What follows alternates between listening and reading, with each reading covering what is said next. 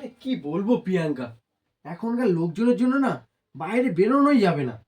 কেন, আবার কি হয়েছে? আরে লোকজন আমার উপর এত হিংসা করে না, বলার মতো না। দেখো, মানুষের কাজটাই ওই রকম, হিংসে করা, অন্যের উন্নতি দেখে। আমি তোমায় একটা বুদ্ধি দিই। বলো। মানুষ যে কারণে তোমার উপর হিংসা করছে, যেটা দেখে তোমার উপর জ্বলন হচ্ছে ওদের, সেই কাজটা আবার করো। দেখবে মানুষের মুখের উপর জবাব দেওয়া হবে।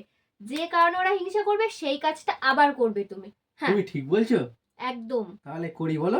একদম। আচ্ছা ঠিক আছে, আসলাম গো। হ্যাঁ হ্যাঁ হ্যাঁ। 2 hours later. আরে আসছি রে বাবা, আসছি। কি হয়েছে কি? পেছনে কি ওটা? না কিছু না। কি ওটা? আরে বিয়ের কার্ড।